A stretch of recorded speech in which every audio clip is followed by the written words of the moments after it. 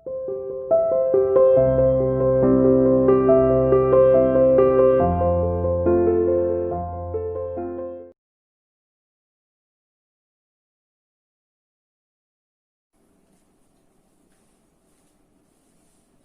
बच्चों, कैसे हो?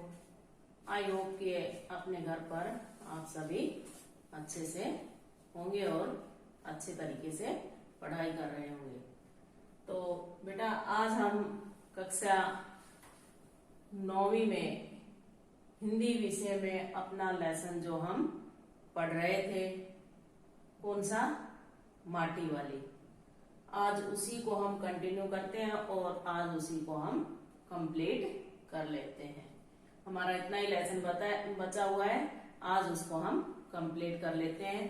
तो आगे हमने वहां तक पढ़ लिया था कि मालकिन ने बुढ़िया को रोटी दी थी और उन 2 रोटियों में से उस बुढ़िया ने, कौन सी बुढ़िया ने? माटी वाली ने उन 2 रोटियों में से एक रोटी अपने बूढ़े पति के लिए रख ली थी।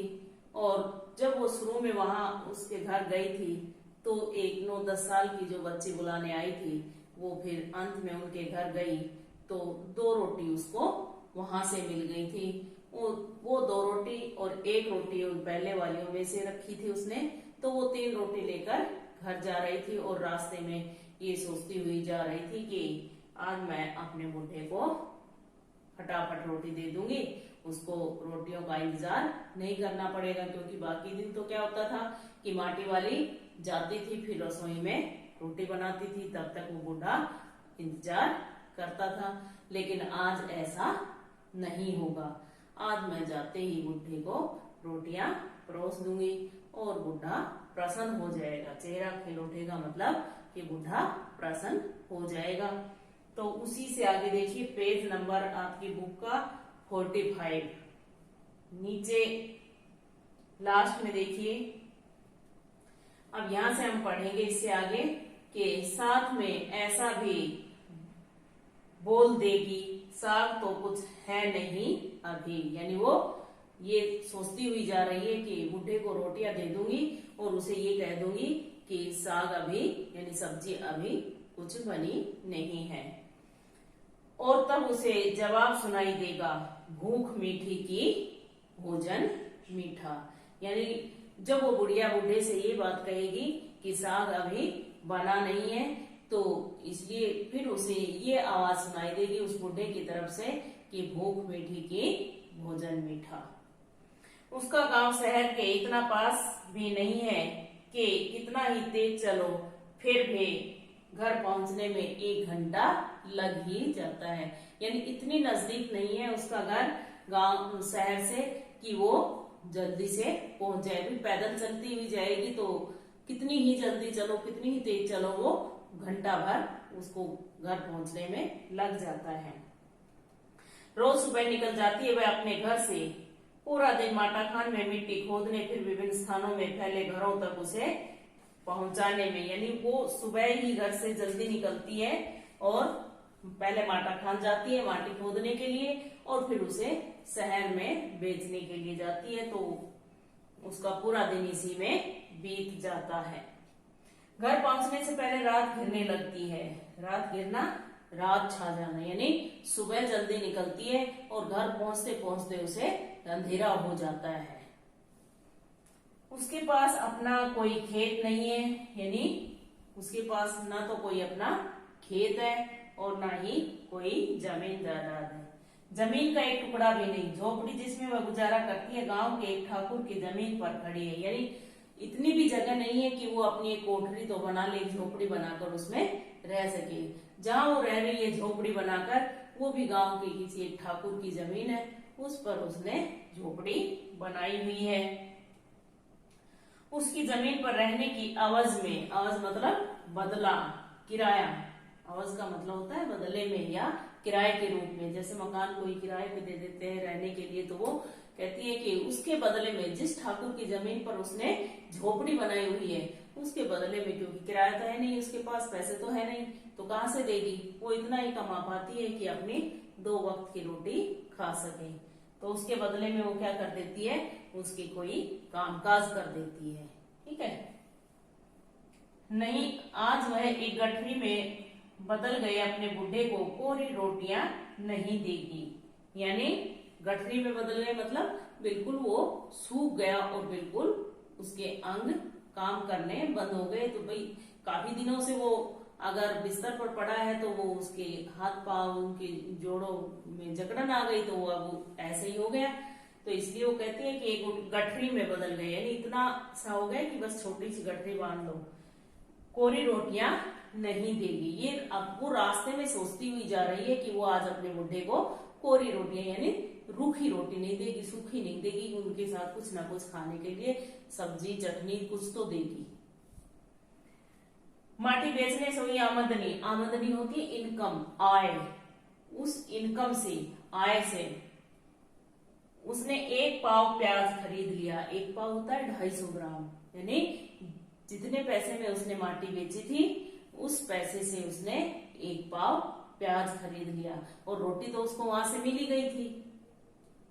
प्याज को कूटकर वह उन्हें जल्दी जल्दी तल लेगी। बूढ़े को पहले रोटियां दिखाएगी ही नहीं, यानी उससे पहले रोटी का जिक्र ही नहीं करेगी। जब तक वो फटाफट उन प्याज को काट कर कूट लेगी और उनकी चटनी टाइप मतलब उसको सब्जी टाइप से बना लेगी, उससे पहले रोटी दिखाएगी ही नहीं।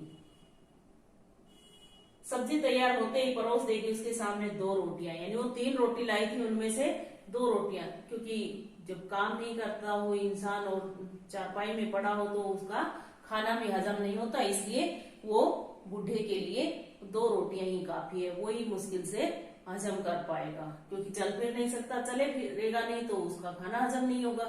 इसलिए वो माटी वाली जो 3 रोटी लाई थी उनमें से 1 रोटी अपने लिए रख लेगी और 2 बूढ़े को दे देगी। वो 2 भी पूरी नहीं खा पाएगा। अब वह 2 रोटियां भी नहीं खा सकता, 1 ही रोटी खा पाएगा या हद से हद 1.5, यानी अब वो ऐसा हो गया कि अब वो 2 रोटी भी नहीं खा सकता, या तो 1 ही खाएगा, खूब ज्यादा खाएगा तो वो 1.5 रोटी खा लेगा। अब उसे ज्यादा नहीं पचता, बाकी बची 1.5 रोटियों से माटी वाली अपना काम चला लेगी। यानी अब वो ज्यादा नहीं पचा सकता, क्योंकि चल फिर नहीं सकता तो हजम कैसे होंगी, पचेंगी कैसे, तो इसलिए 1.5 रोटी बूढ़ा खा लेगा, और उनमें से जो बची हुई 1.5 रोटी है उनको वो माटी वाली स्वयं अपना काम चला लेगी, यानी वो खा लेगी। मन में यह सब सोचती, हिसाब लगाती वह अपने घर पहुंच गई। उसके बुढ़े को अब रोटी की कोई जरूरत नहीं रह गई थी। यानी कहने का मतलब क्या हुआ इस पंक्ति का? इस पंक्ति का मतलब हुआ कि जब तक वो घर पहुंची वो बुढ़ा इस दुनिया को छोड़कर जा चुका था, यानी उसकी मृत्यु हो चुकी थी। उसे रोटियों की जरूरत नहीं रह गई थी, यानी बुढ़ा था और लाचार था, बीमार था, तो इसलिए अब वो इस दुनिया से चला गया था। माटी वाली के पांव के आहट, आहट होती आवाज, आवाज सुनकर हमेशा की तरह आज वह चौंका नहीं। जैसे वो हमेशा जो माटी वाली जाती है तो वो उसके पैरों की आवाज सुनकर चौंक जाता है, लेकिन आज उसमें कुछ था ही नहीं, सांस ही नहीं थी, तो वो कैसे चौंकेगा?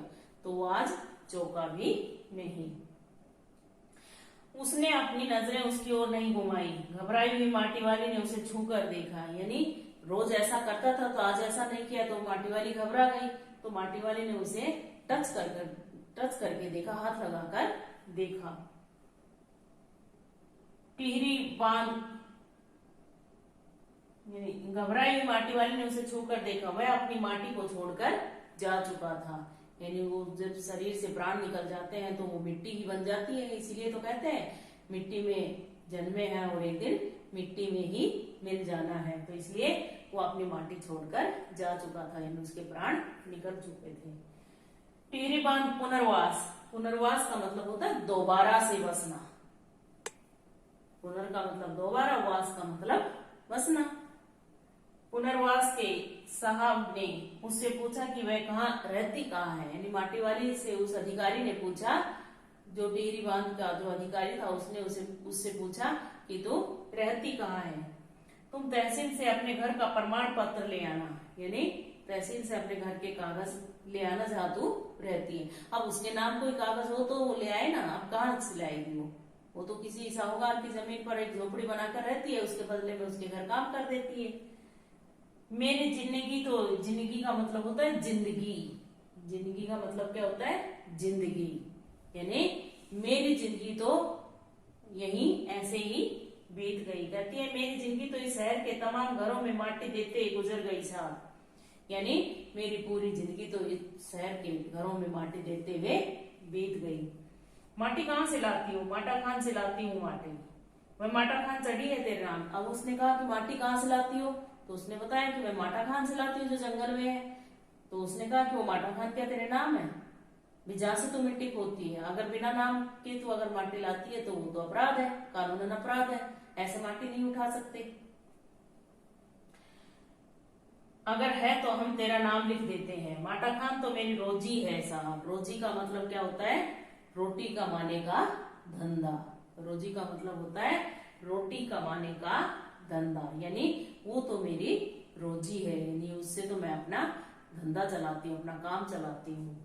बुढ़िया हमें जमीन का कागज चाहिए, रोजी का नहीं। अब साहब कहता है कि हमें जमीन का कागज चाहिए, आपकी धंधे के कागज नहीं चाहिए, आपकी रोजी के कागज नहीं चाहिए। बांध बनने के बाद मैं क्या खाऊंगी साहब? यानी अगर वहां भी बांध बन गया तो मैं कहाँ से मिट्टी लाऊंगी, मैं क्या खाऊंगी फिर?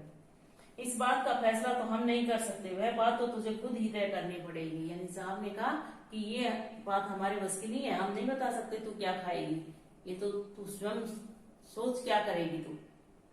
टीरी बांध की 2 सुरंगों को बंद कर दिया गया है। शहर में पानी भरने लगा है, शहर में आपाधापी मची है, शहरवासी अपने घरों को छोड़कर वहां से भागने लगे हैं। पानी भर जाने से सबसे पहले कुल शमशान घाट डूब गए हैं। यानी जहाँ मुर्दों को जलाया जाता है वो शमशान घाट होते हैं और वो डूब चुके हैं। माटी वाली अपनी झोपड़ी के बाहर बैठी गांव के हर आने जाने वाले से एक ही बात कहती जा रही है, गरीब आदमी का शमशान नहीं गुजरना चाहिए। यानी वो मृत्यु के बाद भी उसे सुकून से रहने के लिए जगह नहीं मिलेगी, इसलिए माटी वाली सबसे एक ही बात कहती है। ठीक है बेटा, आज हमारा चैप्टर समाप्त हो गया है। आज इसको कंप्लीट कर लेंगे, इसके क्वेश्चन लिख लेंगे और जो लिखे हैं क्वेश्चन उनको याद कर लेंगे। धन्यवाद।